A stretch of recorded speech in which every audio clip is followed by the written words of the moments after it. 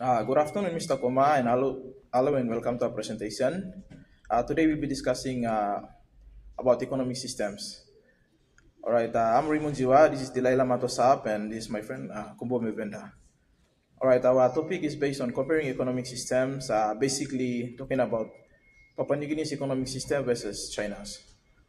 Okay, all right, our introduction or our topic overview is the presentation will explore the economic systems of Papua New Guinea, PNG, and China. And the objective, the presentation will define economic systems, identify the types of economic systems, interpret and investigate the economic structure, policies, and challenges, and give recommendations for PNG's future.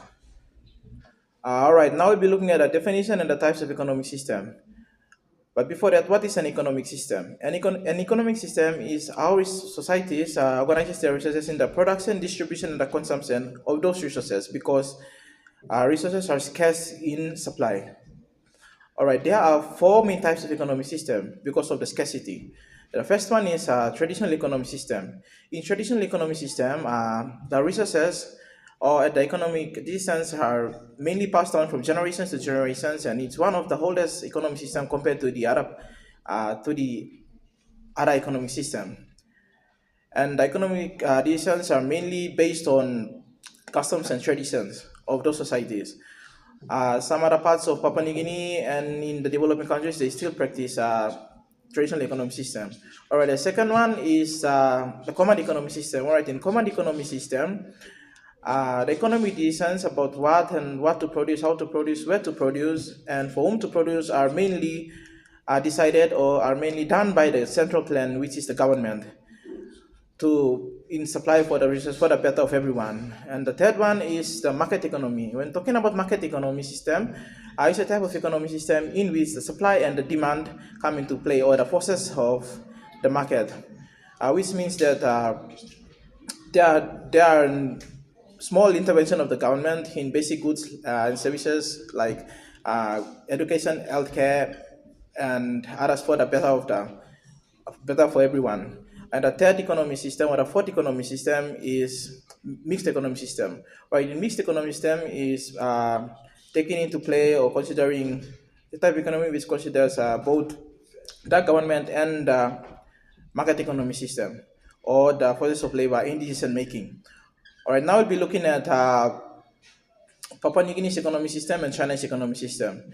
Chinese economic system is simply based on socialist market economy, which simply means that what the government produces for the best of everyone, and there are some market forces like demand and supply came into play. And for Papua New Guinea, we are still experiencing this mixed economic system in which some other parts are practicing traditional economic system and there are intervention of government in some areas and like business like not business but like uh, education, healthcare, and there are also the forces of labor, the forces of supply and demand came into play. Okay, moving on.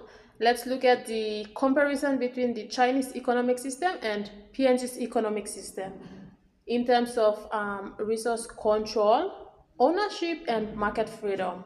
Okay, resource control and management.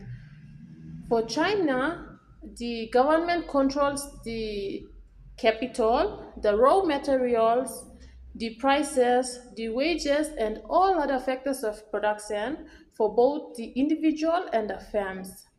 However, for PNG, the market forces of demand and supply determines the production, the consumption, and the distribution of goods and services.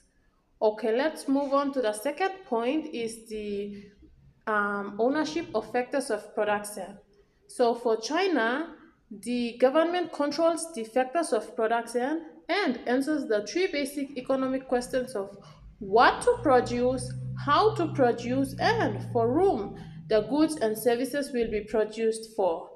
However, for PNG, there is a private ownership of factors of production by firms and individuals. Okay, our next point is the market freedom. Okay, for China or in China, the production and consumption of goods and services can either be favorable or unfavorable, which means if the production and consumption is favorable, this means that the citizens will enjoy what has been produced and there will be a better standard of living. However, if the production and consumption of goods and services are unfavorable, this means that the citizens were not free to choose what has been produced, and so this leads to socio-economic problems like shortages or surpluses of goods and services produced. However, compared to PNG, consumers decide for themselves what to be afforded and consumed. Um, prices are set. Prices are set. Prices are set due to the interaction between demand and supply in the market, and the producers react to the prices to produce the goods and services. Okay, let's move on to the next slide, which is the competing ideologies. So for China, the central authorities ignores customs and traditional way of doing things, and there are the new ways of doing. Okay, let's move on. The next slide is the competing ideologies in the economic system. So, for China, the central authorities ignore customs and other new ways of doing things. Um, this means um, they provide economic security and equity. That is, ensuring that everyone is provided with food, clothing, shelter, and healthcare, regardless of how much or regardless of their ability to contribute to the society. Which means if they are working class people or they are not working class people, as long as there is something, or the government must provide everything for them. So their welfare is important than the profit. Compared to PNG, the production is for own consumption. However, the surpluses are sold at the market for income. But the government steps in some areas that the market forces cannot offer, such as infrastructure development and services. So basically, PNG is following a mixed economic system. Our next slide is the PNG's vision versus the reality. So the founding father of this nation, Sir Michael Tomare, has set a vision that by 2025, PNG should be a self-sufficient economy with equitable wealth development. I mean, equitable wealth distribution. So now the question is, did PNG achieve this vision, or we did face some challenges? So to be real, this is 2025, and we did not actually achieve the vision that is set by the founding father of this nation. Why? Simply because we face challenges like infrastructural development such as roads and electricity and bridges and all this, and some rural parts of our countries are still don't have sufficient schools and healthcare and all this. So these are some of the factors that are contributing to why PNG did not achieve the vision that was set by the founding father of this nation. Yes, thank you. And this brings us this. Thank you very much. And I will leave the other part to the next speaker. All right, I will be talking on the economic challenges. The two identified economic challenges are limited industrialization. Limited industrialization refers to a situation in which an economy or society does not have enough industries or factories to produce goods at a large scale. Instead of producing locally or within the economy, they go by importing goods from other countries. So this is an expensive exercise. Right? The second economic challenge is infrastructure limitations.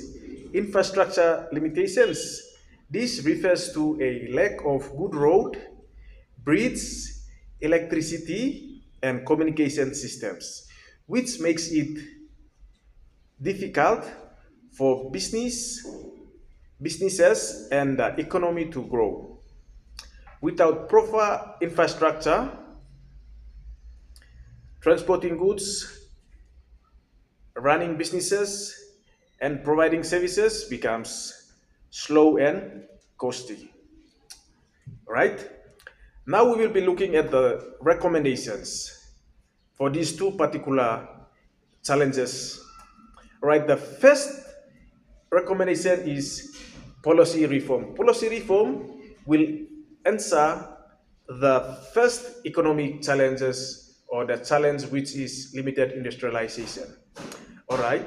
A good policy reform reduce limited industrialization to invest in local manufacturing and provide incentives for businesses. All right. This means that government should support local industries by offering tax cuts or reduced tax, subsidize fundings, and conduct training programs to encourage businesses to grow or increase and create more job opportunities within the economy itself. All right. The second recommendation to answer the second economic challenge. All right. The second one is infrastructure development, which will answer infrastructure limitations. All right. Government should subsidize or fund money into infrastructure development by investing in better roads, bridges, electricity, and communication systems to support business and transportation within the economy. Good infrastructure makes trade become easier, it reduces cost and economic growth as a result of good infrastructure. All right. With that, I will just run through the summary. Our first speaker mentioned something on economic system, and under economic systems, we've identified four economic systems, which are common economic system, traditional economic system, mixed economic system, and market economic system. Secondly, the second speaker presented something on China and PNG's resources control and management and ownership of factors of production, market freedom, competing ideologies, and PNG's vision. Right? The last one, I have presented something on economic challenges, which the two first economic challenges are limited industrialization and uh, infrastructure limitations. And the two recommendations, which are policy reform and infrastructure development, which will uh, answer the two economic challenges. With that, this is the end of our presentation. Thank you.